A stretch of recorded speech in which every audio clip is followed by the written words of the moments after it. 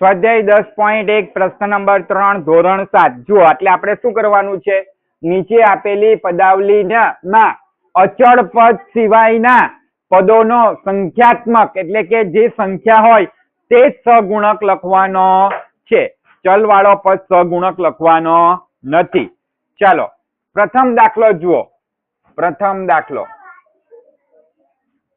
ધ્યાન આપજો દરેક જણ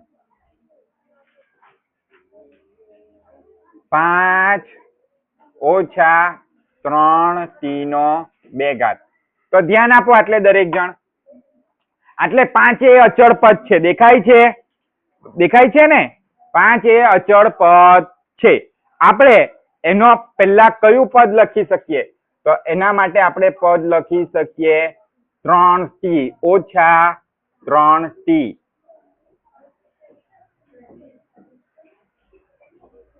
ઓછા 3t નો 2 તો આનો સહગુણક કેટલો થાય છે સંખ્યાત્મક સહગુણક કેટલો છે તો આનો સહગુણક છે સંખ્યાત્મક સહગુણક છે -3 આ આપણો પહેલો દાખલો થઈ ગયો હવે જુઓ આ જ રીતે બીજા બધા કરવાના છે જુઓ બીજો દાખલો બીજો બધાનું ધ્યાન આટલે બીજો 1 1 + t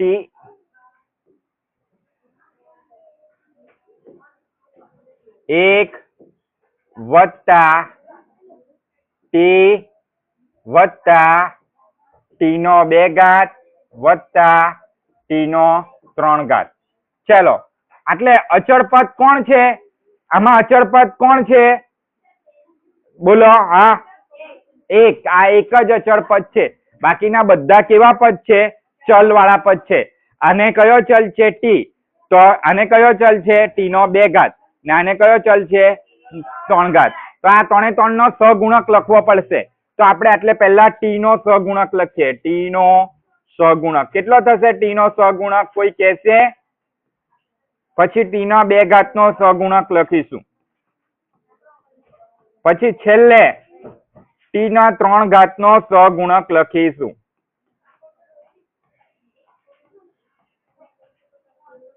ચાલો મને t નો સહગુણક કોઈ કહેશે t ની આગળ કઈ છે t ની આગળ કઈ છે નથી ને એટલે શું સમજવાનું એનો સહગુણક કેટલો છે 1 t ના 2 નો સહગુણક પણ કેટલો થાય 1 અને t ના 3 નો સહગુણક પણ કેટલો થાય 1 કેમ કે 3 ના અગાડી કોઈ સંખ્યા નથી એટલે 1 સમજવાનો ચાલો હવે ત્રીજો દાખલો જુઓ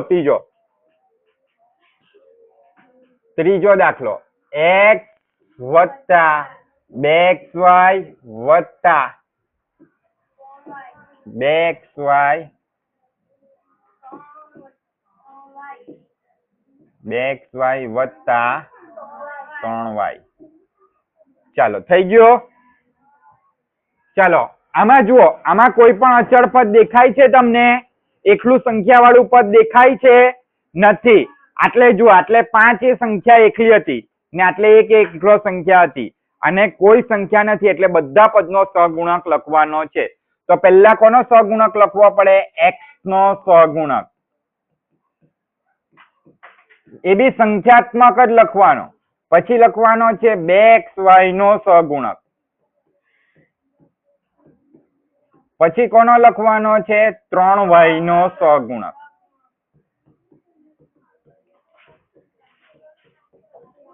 ચાલો x નો સહગુણક કોણ લખાવશે x નો સહગુણક બોલો x નો સહગુણક કોણ લખાવશે કેટલો આવશે x નો સહગુણક બોલો કેટલો આવશે x ના ગાડી કઈ છે તો શું સમજવાનું 1 ચાલો 2xy નો સહગુણક કોણ છે 2xy નો સહગુણક સંખ્યા કઈ દેખાય છે 2xy માં કઈ દેખાય છે શ્રદ્ધા 2 માટે એનો સહગુણક કેટલો થયો 2 એવી જ રીતના 3y નો સહગુણક કયો છે નૈતિક બોલો 2 છે 3y નો સહગુણક માં કેટલા છે હા બોલો 3 છે કેટલા છે 3 આવી ગયો જવાબ આપણો ચાલો એ જ રીતે આપણે ચોથો દાખલો કરીશું 100m વત્તા 100n. જુઓ બંને ચલ વાળા પદ છે, આમાં m ચલ છે, આમાં n ચલ છે ને? કોઈ અચળ પદ નથી, એકલી સંખ્યા નથી, કોઈ સંખ્યા છે પણ ચલ સાથે ગુણાયેલી છે. તો એટલે આપણે 100m નો સહગુણક લખીશું. 100m નો સહગુણક. કોઈ કહેશે મને 100m નો સહગુણક કેટલો છે? 100m નો સહગુણક કેટલો છે? કોણ કહેશે? એકદમ ઈઝી છે. 100m નો સહગુણક m સાથે કોણ ગુણાયેલું છે? 100, માટે કેટલો આવશે? 100. એવી જ રીતના 100n નો સહગુણક કેટલો થશે? 100 જ. આટલો આપણે દાખલો શું થઈ ગયો? પૂરો થઈ ગયો. હવે આપણે 5મો દાખલો કરીશું. બરાબર, ચાલો 5મા દાખલામાં 5મો ઋણ p નો 2 ઘાત q નો 2 ઘાત વત્તા 5pq. અવાજ નહીં. શું થયું? હે?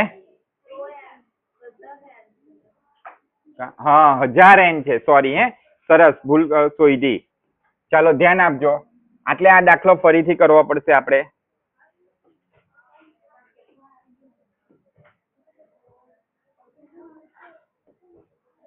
એટલે જુઓ, ચોથો દાખલામાં થોડીક રકમમાં ભૂલ હતી આપણા.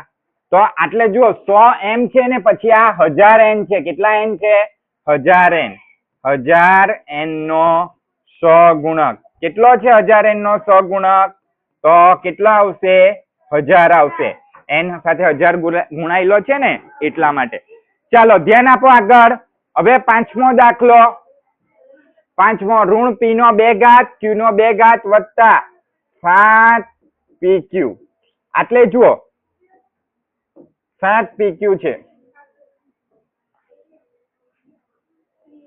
બરાબર, તો આ બંનેનો સહગુણક લખવો પડશે. પહેલા ઋણ p નો 2 ઘાત q નો 2 ઘાત નો સહગુણક.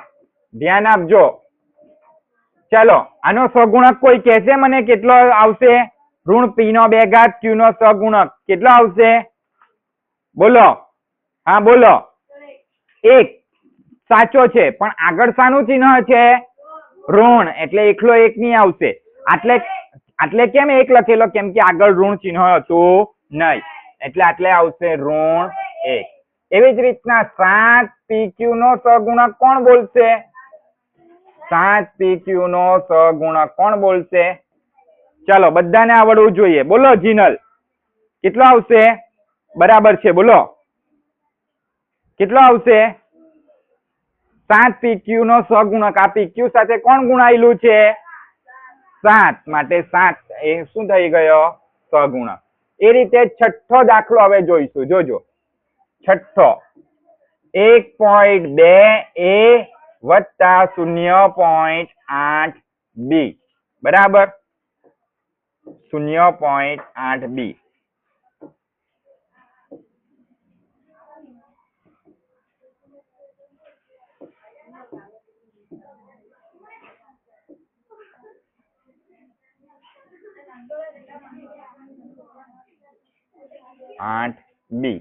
ચાલો પહેલા 1.2a નો સહગુણક લખીએ. ચાલો કેટલો આવશે?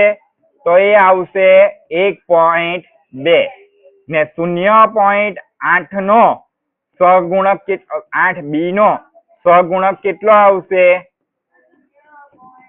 0.8.